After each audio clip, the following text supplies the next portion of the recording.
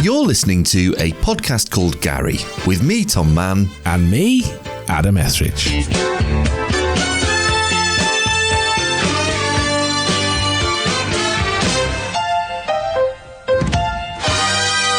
In this week's episode, we'll be discussing Virtually Parkinson, a new podcast where an AI recreation of the late great chat show host Michael Parkinson interviews modern-day celebrities.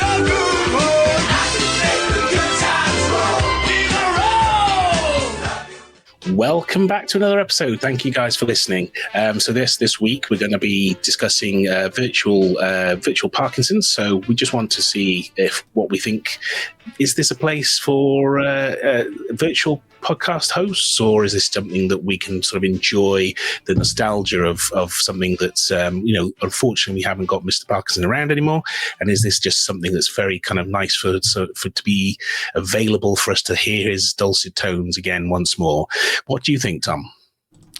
I have a lot of thoughts, Adam, and I'm going to start us off before I share my thoughts by playing a video which shows an interview with the son of Michael Parkinson, Mike Parkinson, talking about how this podcast came about, how the project was started, and he's talking on Good Morning Britain with the founder of a company called Deep Fusion that helped to make this podcast and brought about this kind of technology. So let's take a look.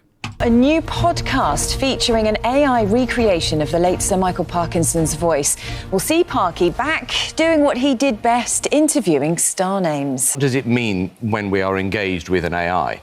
Are there new relationships? Yeah. So you and I here are having a conversation. I'm reading your micro expression, so I know that you want to interrupt me right now. I do. So yeah, absolutely. So that is a clip from the interview with Michael Parkinson's son and the owner of Deep Fusion that's enabled this podcast to happen. My initial thoughts on this is that I'd be very interested to see who is actually going to be interviewed on there. It says that there's some noteworthy guests. I'm a fan of the podcast The Rest is Entertainment, and He's Richard Osman. Apparently, yeah. He has said that he is going to be interviewed, I believe. And it will be, Michael Parkinson, the real life Michael Parkinson, of course, interviewed just about everyone under the sun.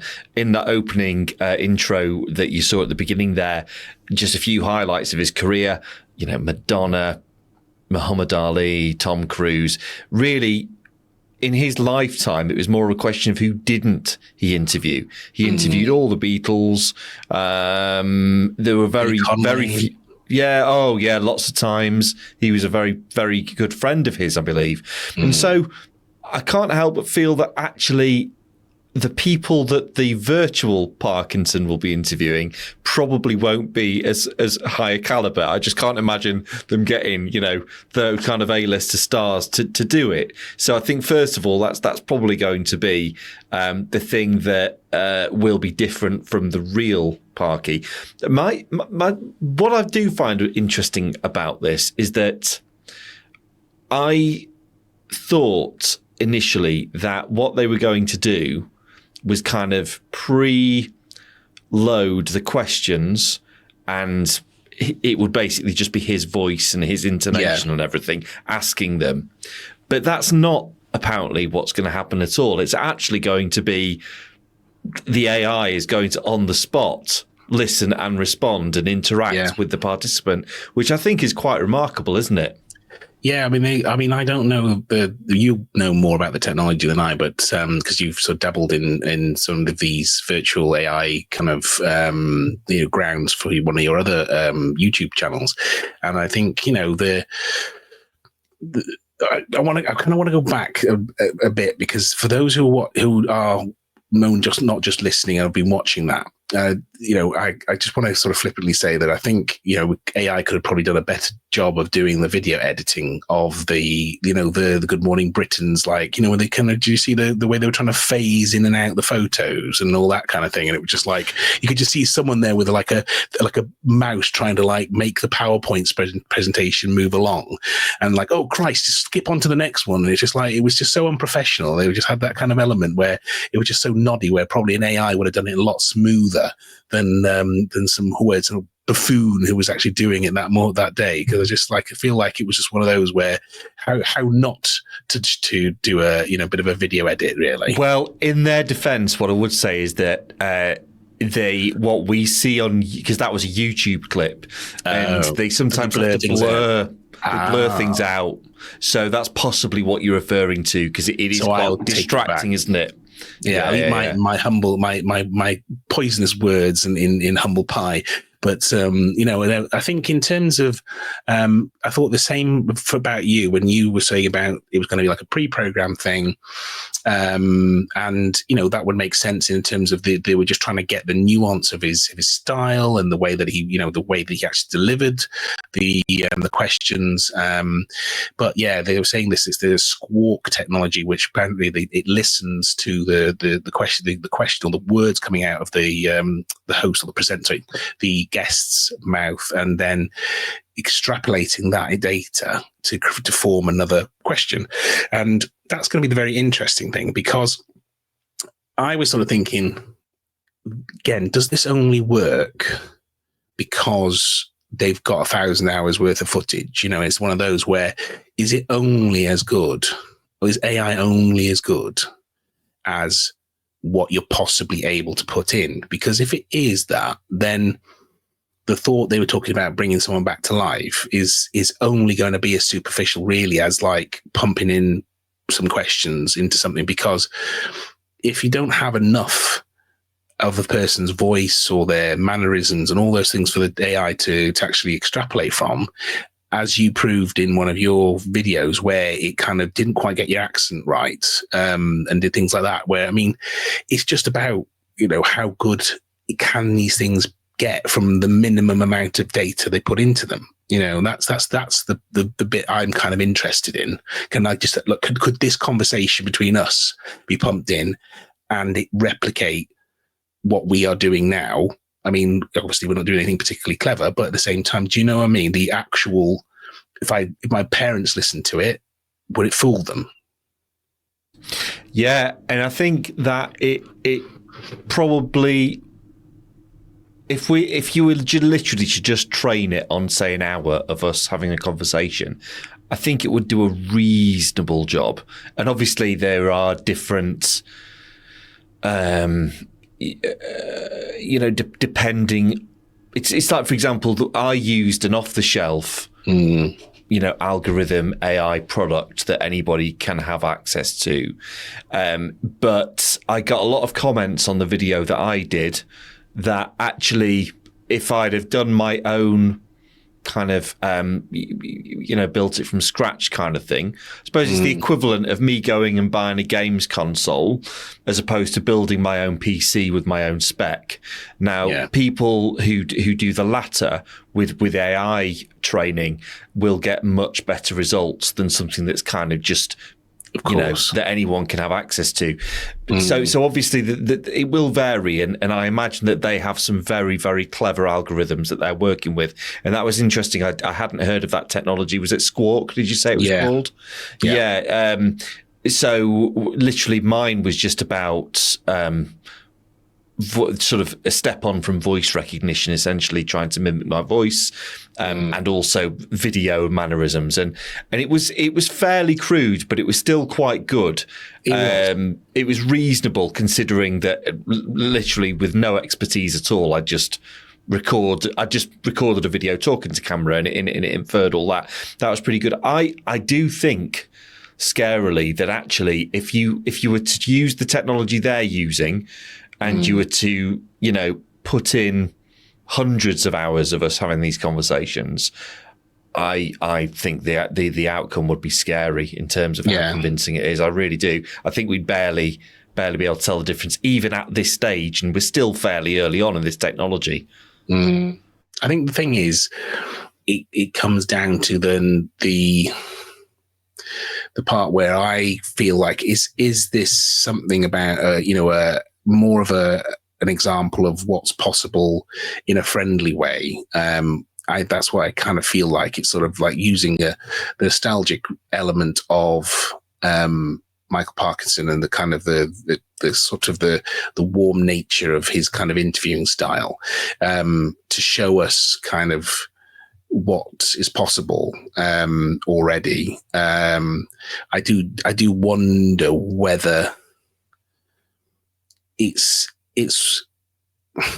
hard to sort of see where I'm going, but I mean, I think like all technology, there's possibility of abuse when even in the best reasons for doing something, because just doing something because you can not necessarily is a reason to do it. But then if you don't do something to see what you can do, is maybe a reason to kind of to be able to safeguard yourself from what's possible. Because I suppose it's a bit like the nuclear weapon sort of thing, going from a huge sort of analogy to another, where it's kind of what we're saying with AI is if everyone's got AI, then they're all on a it's all about that. It's all about who's got the best AI or who's got something to counterattack or counteract. Yeah, it's like an arms race, isn't it? Really, it really is. And I think that what we didn't see in that interview, which I think they do go on to say, is that it is actually almost trying to delve into those questions in a very regulated, well-governed way, and to start to kind of explore what is possible in a way that is fairly morally,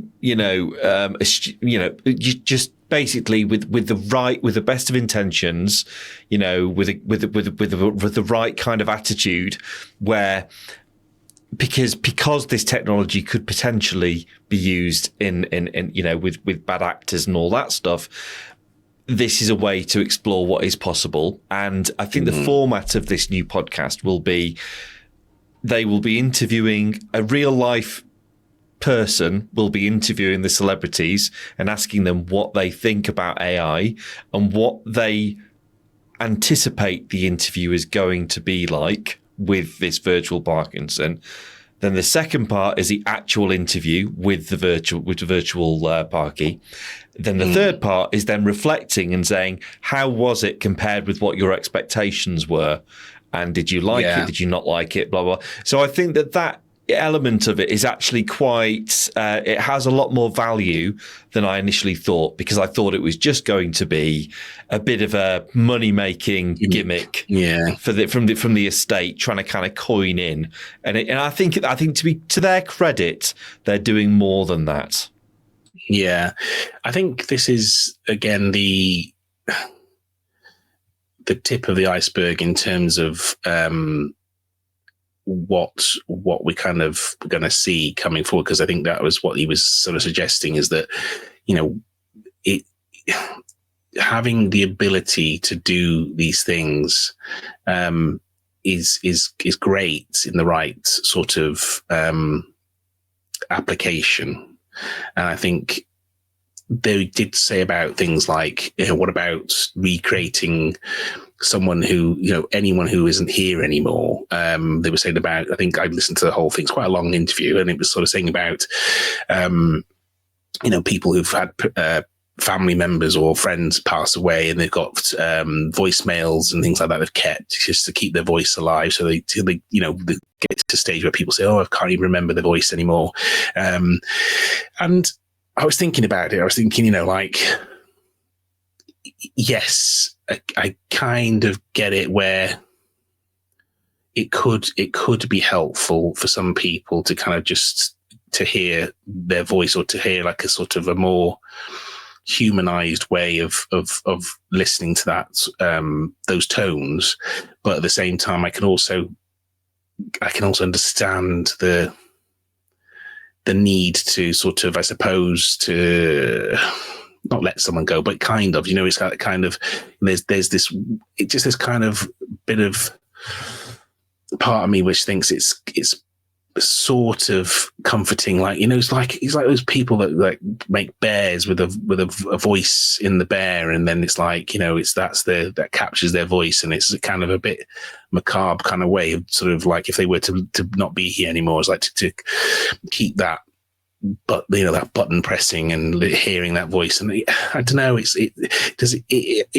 weird. I think, you know, because like I think in an age where we now have got so many things like videos and access to stuff where we didn't, you know, when we were kids, you know, we look back and I think, you know, gosh, didn't I even exist when they had the video camera? It was like, oh, we were bored of taking videos and things like that by then. You know, they bought it for, you know, the first child or whatever it is, and by the second child, it was like, oh, you know, using a video camera was just sort of like so passé or whatever. So it's like, you know, and same with photos. It's just like, you know, you take photos in the old days where it was so expensive, or you'd taken the instant ones and all these sort of things. And, you know, it just tended to be those sort of times where, you know, it tends to be the first kid, woe is me, the first kid who tends to take, you know, the kind of the priority becomes because they're like, oh, it's new technology or whatever.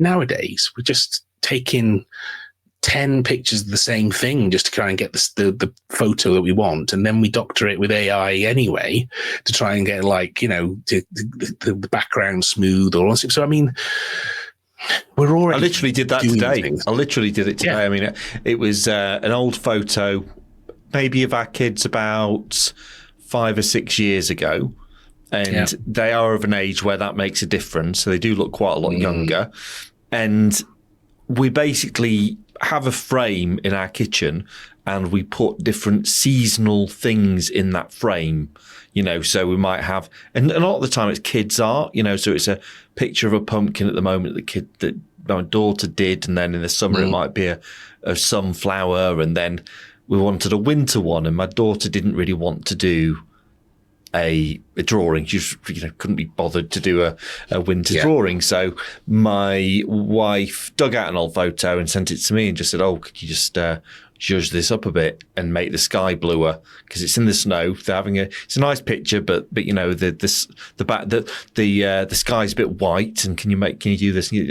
And then and I finished manipulating it, and to be honest, I probably could have done a better job, because I used Topaz AI. I don't know if you've used that, but I it's quite expensive. But it's one of these things. There was a lifetime purchase, so you basically purchase it once and then that's it. And I don't think it'll be that way for long. And it's very, very good at recovering grainy images and just sharpening them and all that stuff. But sometimes it's a little bit too good, and it doesn't quite. It looks very good, but it's a bit like. It can kind of smooth over things and it makes it look a little bit artificial. And you can adjust the parameters. And really, I'd kind of already sent it to print. You know, one of these companies you can send the image off. But by the time I'd realised, oh, my dog's fur looks a bit like cartoonish in one little aspect of it. But, you know, had I just spent another half an hour on it, you wouldn't have been able to tell. And that's just me as a, you know, I'm not a trained graphic designer or anything, but it's just so accessible nowadays. I mean, even pretty much any photo you take with Google Pixel, you know, the phone, I think you've certainly had those in the past. I don't know if you've got one at the moment. I have. And that's all about processing. You know, it's not so much the lens, it's the post-processing once the picture's been taken. All the AI stuff is just already kind of embedded in so many ways that we don't really think of.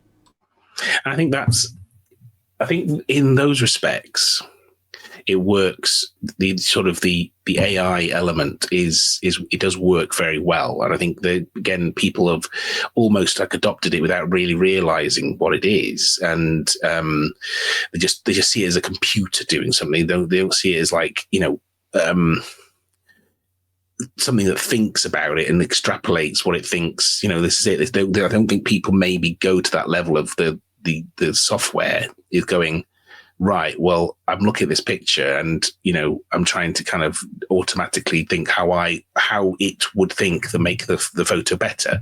So I think in some respects that's an accepted kind of element. But I think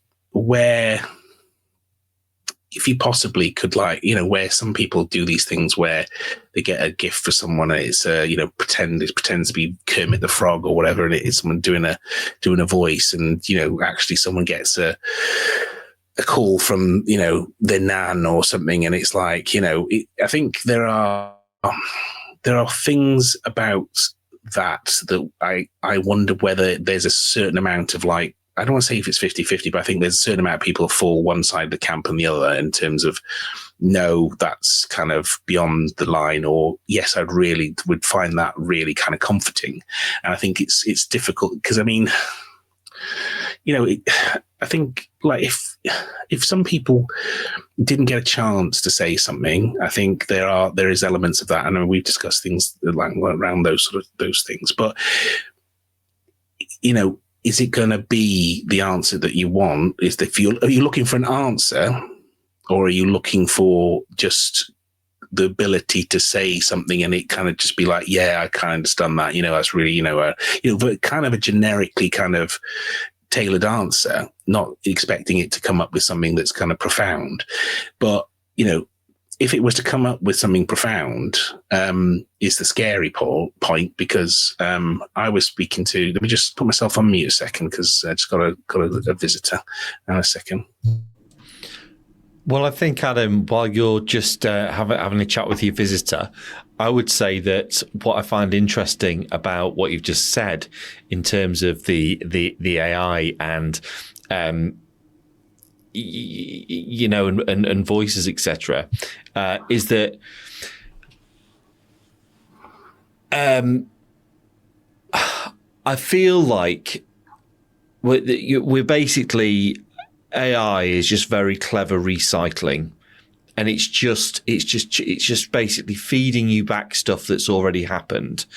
It's gleaning, like with Parkinson, it's gleaning all his phrases and everything, and it's just kind of working out a new combination, a new variation on a theme, and I'm sure that people who know a lot more about it than me will shoot me down when I say that, but I still don't think it has original thought, and so no matter how close you get in effectively bringing someone back to life, it can sound an awful lot like them, and to a degree, it feels like it thinks a bit like them, but it won't ever give you anything new, and to a degree, humans, as we get older, we do get ingrained in the narrower and narrower neural pathways, and we're creatures of habit, and we kind of say the same things again and again, but it is different, and we're still capable of just saying something that's profound, wonderfully profound and random, and just off the beaten track that a machine would not necessarily kind of the algorithm would work out, and there is just something different about the human condition in that respect. I think the other thing is, as well, as if it did, I think most people, I would think, would be very mistrusting anyway, because it's like it's that moment where it's like the switch goes from being, just like you say, just having something that replicates a voice, and it mimics a style, rather than it being, as you say, a thinking thing about how's your day, the small talky type things. But where if it kind of sprung out and said to me, "Oh, how's Emily?" or something like that, then I would be a little bit like, that the moment where, like, hang on, this is kind of freaky now. Or because I was doing some forms on ChatGPT and getting it to fill in some forms, and I pumped a lot of information that I already did with forms, and I kind of there was something that Kirsty had been filling in as well. So when it regurgitated something out, it said something about, Emily watches Bluey or something. And I was just like, proper like went, oh, fuck. And I was just like, have you been putting things in? Have you written things about Bluey in the parts you put in? And she's like, oh, yeah, I have. And I was like, because, there was a moment where I thought, hang on, how does it know? Yeah, I assumed it kind of did. But my first thought was, you must have put something in about Bluey. But I had to check because I was just like, I haven't put that in. And I'm thinking, I hadn't seen that in anything that I sort of pasted in. So it was just one of those moments where that was the kind of like the trigger moment where I'm like, hang on, this isn't right. And I think that's where a lot of this will fall down, because if it goes beyond the point of what you expect in terms of what do you accept and expect? I think that's the line where if it goes past the line of what you think it should say, that will probably, for a lot of people, will be like, hang on, whoa, this is wrong. This is wrong now, or it is alien in that kind of way of that. I wouldn't expect it to do this, and if it does do that, then it's like, hang on, how does it know to do that? I agree, and yes, it would unsettle people. I think if it does go beyond that, and that reminds me, there's two things that just sprung to mind, and the first is that there was a journalist who was experimenting with this kind of area with basically it was a program that somebody developed where the idea was it would help grieving people by recreating the person that they'd lost, and it recreated this journalist's mother, and basically it was just a text thing, but it had learnt somehow, they trained it to know the mother's turn of phrase and all this stuff. So at first the journalist was actually having quite a good experience talking to her dead mother via this text, this program, back and forth. And then she basically just said, tell me more about Dad. And then the AI replied, he used to hurt me. Basically went down this really dark path where it started to basically imply that he was a domestic abuser. And somehow the AI had just gone bananas and just gone off on this tangent and started making stuff up. And that would be incredibly disturbing. So that's the first thing in terms of what you were just saying there, that what if it goes off script, as it were? And then the second thing is that it's one thing training something like Michael Parkinson. In fact, his son hit the nail on the head, because he said there is Michael Parkinson, the guy I worked with, the interviewer, the chat show host, professional, and then there is my father. Now they've got reams and reams and reams of Michael Parkinson being the professional interviewer, so they are capturing what he was like when he was in that mode. But that's not the same thing as Michael Parkinson in everyday life. Yeah. And so it's like when you go to work, you're in work mode, and you generally are, you project a certain image which is possibly quite, professional, a bit different to how you're really feeling, because you can't really tell people to fuck off when you're feeling in a bad mood and all that stuff. Yeah. Whereas if you were, say, trying to recreate your spouse, the thing about people is they have different moods, and they're in a good mood, or they're in a curious mood, or they're, they're worried, or they're stressed, or that, there's so many nuanced. So the interaction you're having with them isn't just what they're responding to what you're saying. They are responding through the filter of how they're feeling. Yeah. Now, the AI does not feel anything. So it is never going to be like interacting with a fully nuanced human being who is dealing with their own shit, because the AI is not dealing with their own shit. All they are literally dealing with is listening to you and responding to you.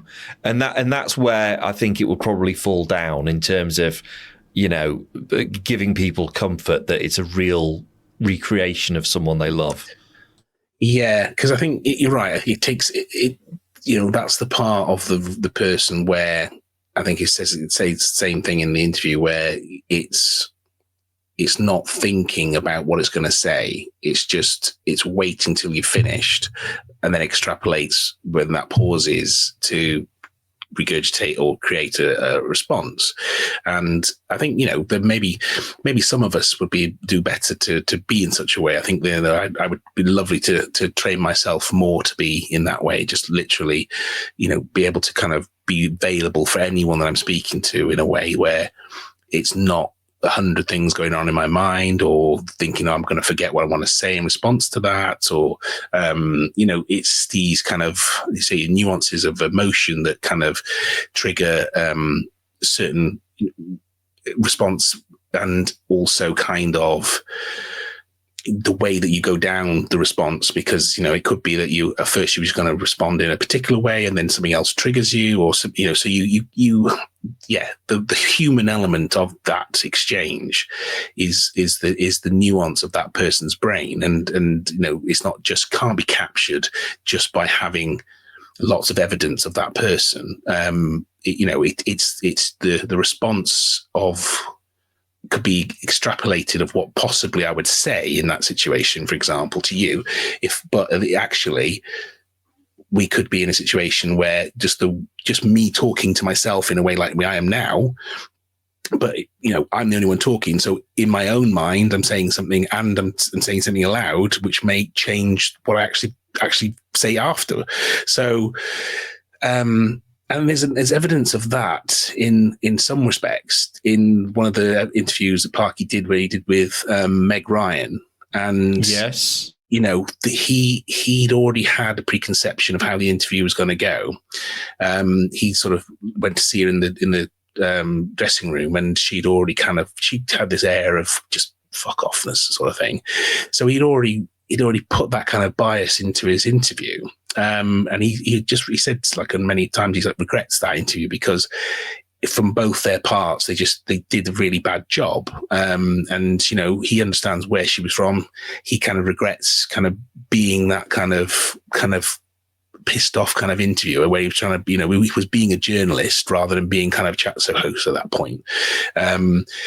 So again, I think, there are times like that where even a seasoned interviewer like Parkinson, it has moments like that where you can see that it's not just about getting what you want out of someone, or trying to ask the question that you'd hope that would solicit the right response. It's it's about the human psyche in that situation. And I think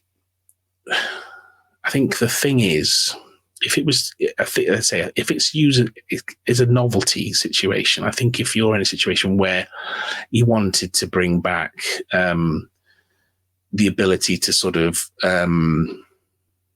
mimic or mock up a conversation for a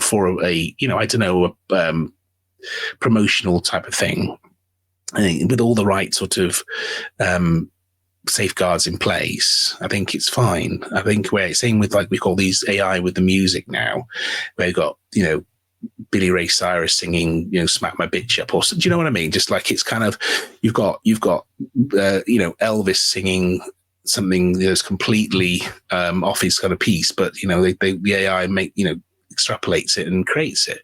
Now, I'm not saying that we should be using AI to constantly create new medium for things like that, but I do quite like the thought of, say, like we had the John Lennon elements, where they used an element of. Did they use the element of AI? They did, didn't they? They sort of blended. They basically, because he was playing piano and it was all on the same track, the same recording. They used AI to train it to go, this is the piano, this is his voice. And then they basically removed the piano from the mix. So they only had his voice, and then they could, that's what they did. But I do think, there is times like that where I think if you say all the consent and everything was to make something that is a legacy kind of element, I think there is possibly a slim argument for, say, certain situations, and again, I can't really think of all the circumstances that would say either way. But I feel like in my kind of gut that if it was sort of a, something that was not going to be political or, some sort of agenda to make someone who wasn't alive say something or do something that they wouldn't want, like he was saying in the interview, like, would get rid of their or tarnish their, their what's the word? Help me out here. What would you say? Is can't think of the word, but it's basically his legacy or his reputation, reputation. That's the word I'm trying to think of. Sorry, just couldn't get that word out. Reputation, and I think that's the point. Is that if it goes beyond the sort of the novelty element of having, a voice or a video of just someone being able to kind of be kind of present again in a very sort of very controlled way. I don't see the problem in it. I think where it possibly could be helpful for people that may need that help if they want to have the voice of someone, or and you get some of these videos now, these pictures now that can come alive, don't they? There's sort of things like that where, again, I think, sometimes it's a bit gruesome because it can be a little bit kind of, it's ghoulish, isn't it? Yeah. Yeah. And I think that's it. It's a bit ghoulish, but at the same time, him to his own, if you've got control over your own stuff, and that's the thing, isn't it? If it's controlled and it's not like just someone replicating, someone else for nasty means, then I don't really see the problem in it. Yeah, and full disclosure, we've possibly both seen the episode of The Rest is Entertainment where Richard Osman was talking about, he interviewed the Deep Fusion chap. I forget his name, but I think what was quite impressive about that was that he has led the way, because he's an innovator in this space, in setting out, I think there's 4 principles of using AI that he's come up with ethically in the this 4 kind commandments. Of scenario. Yes, exactly. And it's kind of like, one of them is you have to be honest that this is AI. You can't pretend that it's real. That the estate of the person is getting paid from it, and that sort of thing. And there are a couple of other ones, but I thought actually, there is a space for this. And as you say, I think that was a great job that the Peter Jackson did with John Lennon's voice to enable that moment where the Beatles could do that one last song. Whatever you think of the song is that's a different story. But there are some really good, really powerful uses of AI for good, and I will be interested to see this, because I've got a feeling that it will be a good podcast for that element of seeing people's expectations of what it's going to be like compared with the real, what it is actually like, and it's probably going to be quite impressive. So I am looking forward to it, but I think there is something about, if we're going to put this in the hands of the general public, which we kind of have already, and it's so accessible, that there do need to be some kind of safeguards, because it feels like the Wild West. But I mean, there are so many things that do, they still haven't got control of social media. There's loads of things online that the government just can't really seem to control. So I don't know if you've seen it on, or you look at TikTok much, but obviously you've got the channel. But then I've seen a lot of videos now where it's like they've got the voice of someone, and then they've like, say for example, what's his name? Joe Rogan, Morgan Freeman. Yes, these need to be the ones. Yeah, and then they just have a little kind of like a video rant about something, and it's kind of, they do like, they put footage behind it, which isn't actually, it makes it look like it's them talking about it, and it's quite quickly obviously that it's not. And it's so funny, some of these, because it's so badly done, some of them. I think the first time I saw one, it kind of fooled me for a minute. I was like, oh, wow, can't believe they're saying that. It's like, if your husband's not the person that pisses you off the most. And the thing is, it's the same thing. Sometimes it's the same bit blurb that they use for different people. Exactly. It's just so badly done. It's just like they always start off with the actual video of the celebrity. Yeah. And either it is actually them saying something that they said. Yeah. Or it's really badly dubbed. So they're saying something else, but they dub an AI voice over it. Then they cut to just B-roll or whatever, and they carry on talking, and you're just like, that's just so AI. That is so shit. I remember this one. There was one that I saw, and it was Keanu Reeves, and he was going basically about how he just likes simple things in life. He just likes simple pleasures. And then it just lists off all the material possessions that he has. Like Bugatti and my watch and my house in Beverly Hills. It's just like, you are taking the piss here. But then I think, again, that is the tongue-in-cheek side of it, which is good, whereas if people are able to sort of use it for satire, but at the same time, I think I'm not sure it was satire, but it was very subtle satire if it was. Right.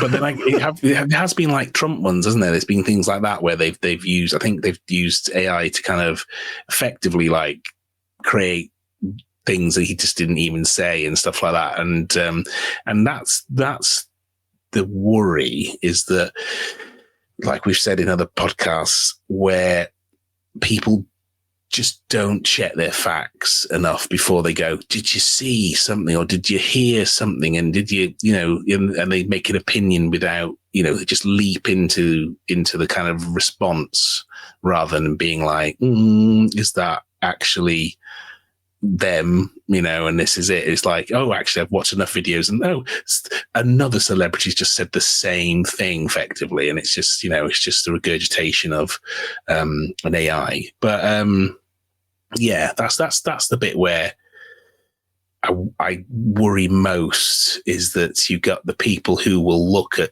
little snippets from the algorithms and make up their opinions on that straight away. And just not question the evidence before going, I'm outraged, and we shall see. We shall see where because it will just feed into this like narrative that nothing is potentially real. I know, it's like, what could you, whatever you see on a screen is potentially fabricated. There is, how can you tell, really? I mean, sometimes you can obviously tell because it's so badly done. Yeah. But, when it's done well, you really can't tell. Yeah. I mean, I get the whole kind of argument for the actors and voice actors and, people who, that might be affected adverse, in a way that, it's these people saying, "Oh, AI is going to take all our jobs." So I get an element of that, because I think, there are places where it was. I think what film was it? There was something that it was just cheaper to AI some of the actors' lines or something like that, where they literally. I think it was like one of those where they needed, rather than getting them in to do reshoots or or dubs, they just got the AI to do it, and it was just because it was just cheaper and easier to do. And I get the whole elements of that, where from an actor's perspective, that's taking the piss in a way. But equally, if it was like, well, we got the AI to do it because you need to say bomb instead of boom or something, and do you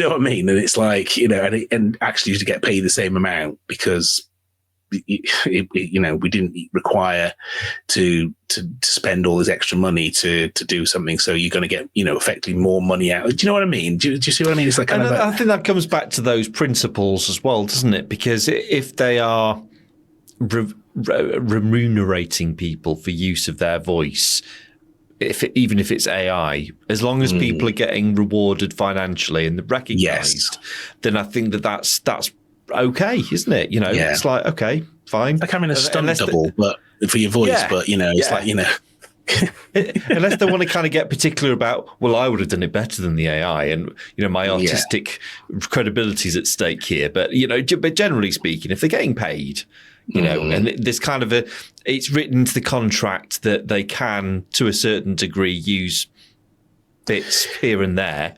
Yeah, then I think that's reasonable, isn't it? Because they could also argue that the edit doesn't show their whatever it is they do in the right light and all that sort of they stuff. Don't have final cut anyway, do they?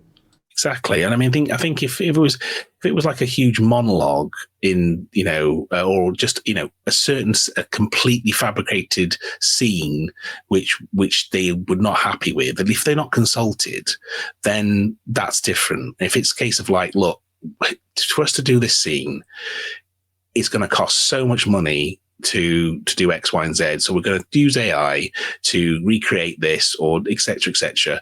And the lines are going to be this. So, if we just used AI to actually just create it, or do you want to just say say the words over so we can use the AI to create the actual thing, then they're all informed. And I think that's the thing. Whereas I think, it's where the people who are in charge go, just AI it. A bit like we were saying about Jurassic Park, and that whole kind of like the whole start of the kind of the craze of special effects in that respect, that sort of that kind of next level. And I think that in that situation, as you said, there's just people just kind of like just ditched for just something else. And it was, I can imagine there's a lot of stung people in that situation. But I think if you are, do you mean sort of Jurassic Park where they went from puppets it was a trailblazer in using CGI in such an innovative way. Yeah. And they did it really carefully and well, and spent loads of time and money on it, and then followed a slew of films which used bad CGI and just didn't invest in it properly, kind of thing. Yeah. Yeah, the first one. Yeah. I mean, I think that's the thing is, I think I think there are films or there are things you see and you think, oh God, that's been, edited in such a way just to kind of like, just to get out of a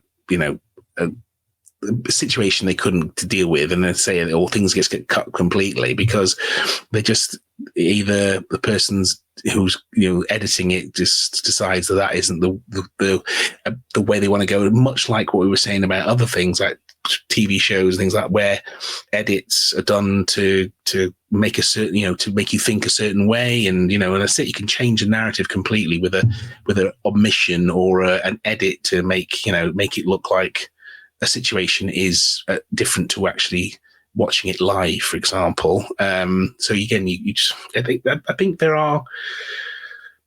just think there are arguments for having these things. And again, a bit like we were saying about making someone look younger, like Harrison Ford in Indiana Jones, and it's one of those where it was him, but he was remapped, and a bit like in Mandalorian. I don't know if you watched it, where they had the Luke, the guy who's the Winter Soldier, I think he is. He looks a bit like Mark Hamill. Yeah, and then they blended their faces together, didn't they? And then in the scene where he's in the Mandalorian, and it's just like, oh my God, it looks good enough to be real. It's not quite good enough, but I think that sort of stuff where everyone's consenting, I think. Yes, exactly. Where the actor's gone, okay, let's give this a go. And Harrison Ford was very uncharacteristically enthusiastic about what they've managed to do to make him look younger. And admittedly, when I watched it, there were moments where I thought it looks a little bit like a computer game. Yeah. It's obviously not really real, is it? Because that's the part of you that knows he's not real. But I think that's the point. I know, and it would be interesting if you watched it and didn't know. because I think they did do a very, very good job on that. And as an aside, I enjoyed that film very much.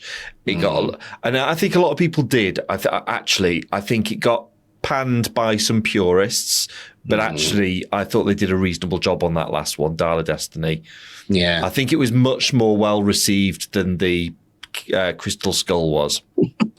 but again, I think that fell into the whole element of, on second viewing, it's still probably a better film than you first give it credit for, and I think there, as I say, that's my opinion. I think there is places for these where everyone's consenting, everyone's involved in terms of who should be involved in making something happen like these. This is what we're going to experience. I'm looking forward to listening to it. I've caught this sort of the latter years of the whole Parkinson thing, and we do see the sort of the reruns when we were younger. There was always those sort of things where we're aware of the interviews. I just think it would be.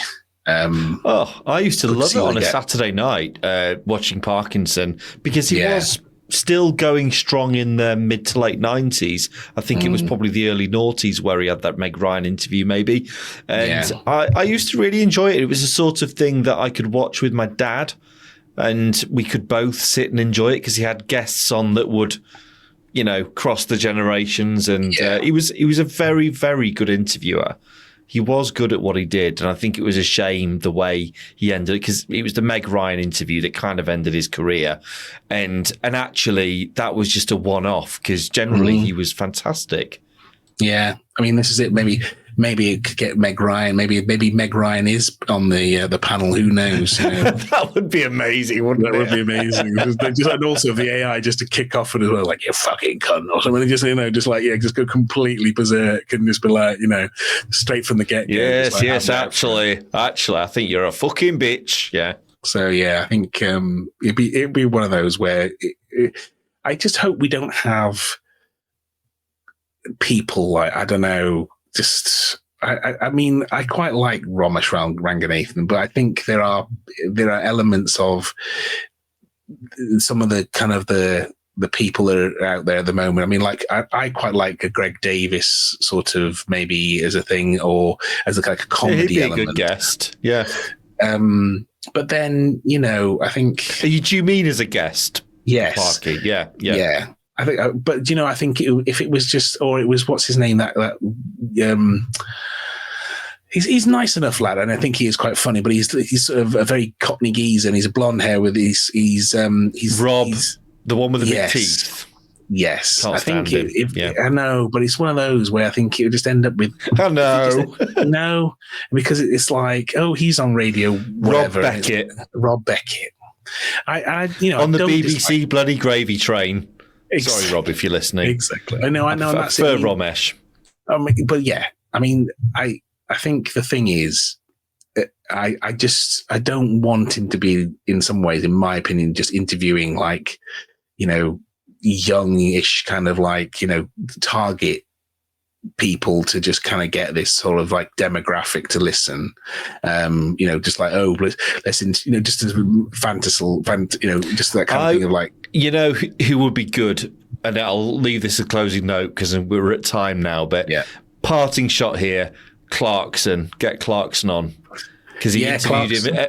The real Parky interviewed him when he was alive, so it'd be interesting to see how the AI Parky got along with him.